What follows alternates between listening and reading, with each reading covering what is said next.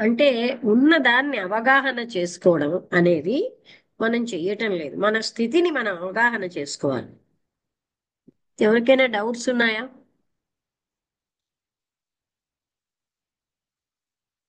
రమ గారు, నాయుడు గారు, ఎవరైనా?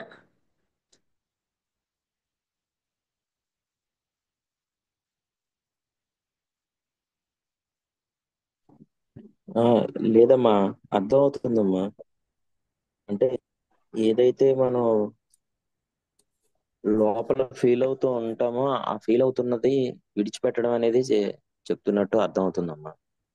అంటే అంటే మనం ఫీల్ ఏదో ఒకటి అయిన అవ్వాలి మనస్సే అనేది. కదా. అవునమ్మా, అవునమ్మా. ఇక్కడ మనమే ఏర్పరచుకున్న దాంతోటి మనం ఏదో ఒకటిగా అవ్వాలి అని ప్రయత్నిస్తాం. అంటే ఆ ఉన్న స్థితి సంతృప్తిగానే ఉండొచ్చు, లేదంటే కానీ సంతృప్తి కూడా ఒకటి కాదు ఇక్కడ. క్రియేట్ చేసుకో. దాన్ని అవగాహన చేసుకోమంటున్నారు ఇక్కడ. తృప్తి అవును. అని మళ్ళీ అంటున్నాం కదా, అది కూడా మళ్ళీ మనసుకు చెందింది. ఓహో, ఓకే, ఓకే. అవేర్నెస్ తో అంటే అవగాహన చేసుకోవడం. ఇప్పుడు మనం సంతృప్తిగా ఉండాలంటే ఉంటున్నామా, ఉండాలనుకుంటాం గాని అవునమ్మా. టోటల్ గా అవగాహన అయితే అందులోంచి బయటపడతాం. నేను ఇది ఒకటి క్రియేట్ చేసుకొని మళ్ళీ క్రియేట్ చేసుకున్న దాంట్లో నుంచి పొందుతామేమో అనుకుంటాం, అలా అర్థం చేసుకోవాలమ్మా. దాని వైపు వెళ్ళడానికి ప్రయత్నించడంలో సంఘర్షణ, బాధ ఇవన్నీ పడతాం. ఆ, అమ్మా. ఓకే అమ్మా, నమస్కారం అమ్మా. రమా గారు, ఏమైనా మాట్లాడతారా?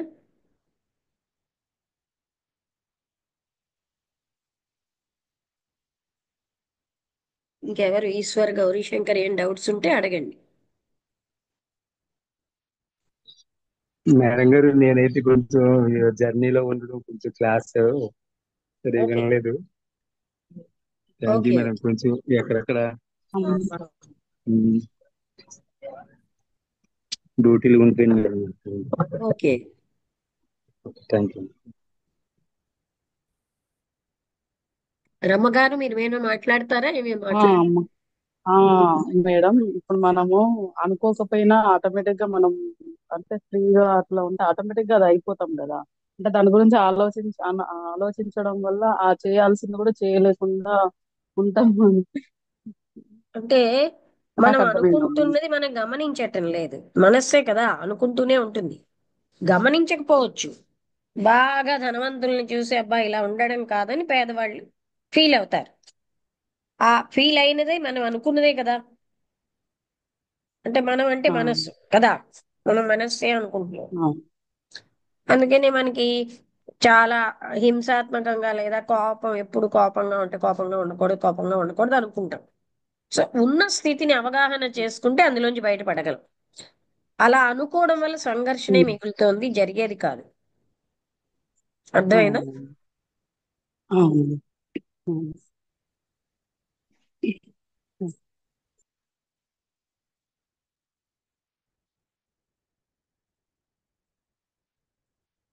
ఆ పాయింట్ మనం అవగాహన చేసుకుంటే మన జీవితంలో మార్పు వస్తుంది.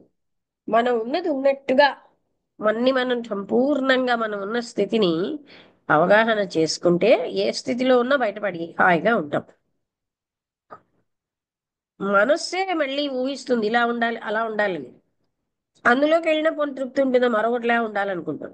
అది ఇక్కడ చెప్పేది.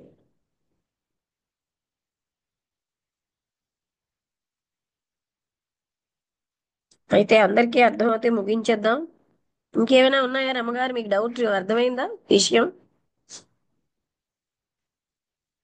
ఉమ్,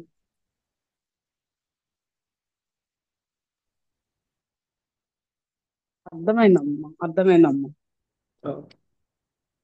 మనం ఎక్కువగా ఇలా పోలికలు వాటితోటి ఉండడం వల్లే పోల్చుకుంటూ ఉంటాం. అలా లేకపోతే మనం హాయిగానే ఉన్నాం.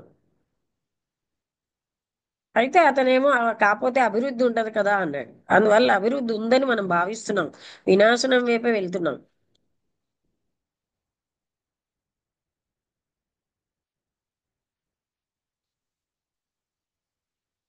అయితే ముగించేస్తాను. అందరికీ నమస్కారం.